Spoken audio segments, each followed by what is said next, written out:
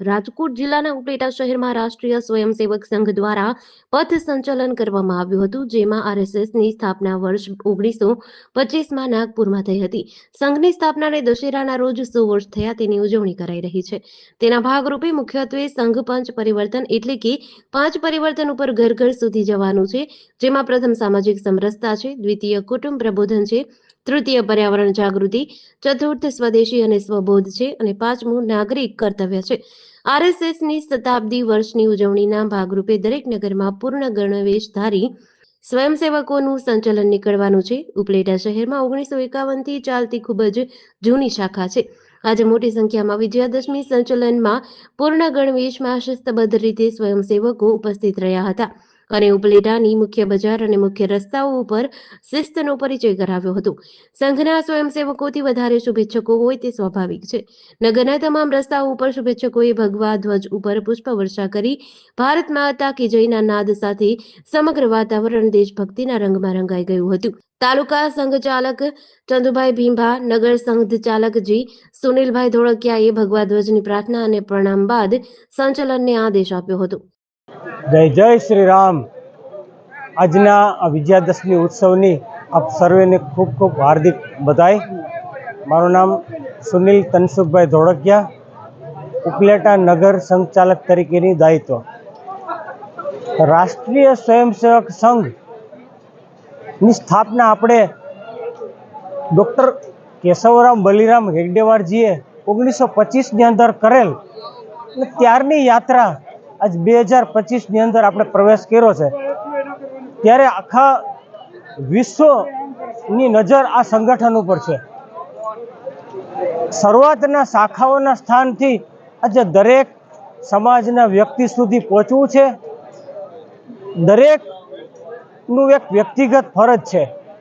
રાષ્ટ્રને સ્વસ્થ, સમર્થ અને સંસ્કારિત ભારત કરવા માટે આપણે કટિબદ્ધ થવા માટે આવનારું વર્ષ ખૂબ જ પ્રેરણાદાયક બનશે અને ભારતને વિશ્વગુરુ પર પરમ સ્થાને બેસાડશે. અસ્તુ. ભારત માતા કી જય. આમ તો રાષ્ટ્રીય સ્વયંસેવક સંઘનો આજે સ્થાપના દિવસ વિજયાદશમી. દર વર્ષે વિજયાદશમીનો ઉત્સવ સ્વયંસેવકો ઉજવતા જ હોય છે, પણ આ વર્ષે સંઘને 100 વર્ષ પૂરા થાય છે. એ નિમિત્તે એક વિશેષ પ્રયત્ન કરી અને દરેક તાલુકા, મંડળ, ઉપખંડ આવી રીતે યોજના બની જે સ્થાનની અનુકૂળતા પ્રમાણે. એટલે ઉપલેટા તાલુકાનો આજનો વિજયાદશમી શસ્ત્ર પૂજનનો કાર્યક્રમ હતો. અંદાજે કેટલા સ્વયંસેવકો અત્યારે અમારે જોડાયેલા? ઉપલેટા તાલુકાના 52 ગામમાં પ્રયત્ન થયો. એમાંથી અંદાજે લગભગ 40 ગામનું પ્રતિનિધિત્વ આજના ઉત્સવમાં રહ્યું. પૂર્ણ ગણવેશધારી એ 458 સ્વયંસેવકો ઉપસ્થિત રહ્યા. એ ઉપરાંત વિશાળ સંખ્યામાં બહેનો અને અન્ય સજ્જન શક્તિ ભાઈઓ પણ ઉપસ્થિત રહે અને કાર્યક્રમને સફળ બનાવેલ છે. તમે આગામી જે કાર્યક્રમ શું કયા પ્રકારના લોકોને તમે અપીલ કરો છો, અપેક્ષા રાખો? સંઘ શતાબ્દી વર્ષ નિમિત્તે આ વર્ષે જુદા જુદા કાર્યક્રમો. તો આગામી આ ઉત્સવ પછી ઘર ઘર સંપર્ક અભિયાન, એટલે દરેક ઘર સુધી પહોંચીને અને સંઘ વિશેની માહિતી, દેશ વિશેની માહિતી સ્વયંસેવકો આપશે. ત્યાર પછી મંડળના હિન્દુ સંમેલન. તો આખા ભારતમાં મંડળ એટલે 8-10 ગામડાનો એક સમૂહ. આપણા તાલુકામાં પણ આવા 6 મંડળ છે. તો 6 જગ્યાએ આ પ્રકારે હિન્દુ સંમેલનો. નગરમાં પણ 1 કરતાં વધુ સંમેલનો.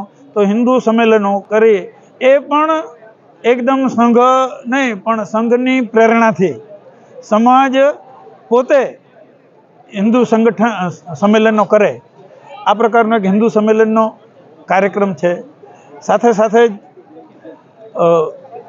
સદભાવ બેઠકો, એટલે સમાજના જુદી જુદી જ્ઞાતિ જાતિના પ્રમુખો, સમાજના ઓપિનિયન મેકર, આવા જે વ્યક્તિઓ છે એમને બધાને સાથે લઈને તાલુકા કક્ષાએ એક સદભાવ બેઠકનું આયોજન કરવું જિલ્લા કક્ષાએ કે પ્રબુદ્ધ ગોષ્ઠી, જે સમાજના પ્રબુદ્ધ લોકો છે એમને જોડીને એમને સાથે એક વિચાર વિમર્શ આ પ્રકારનો પણ એક કાર્યક્રમ થવાનો છે.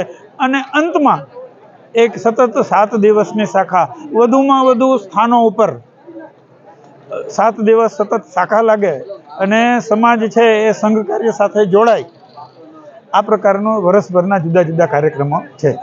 GDC ન્યૂઝ સાથે વિપુલ ધામેચા, ઉપલેટા.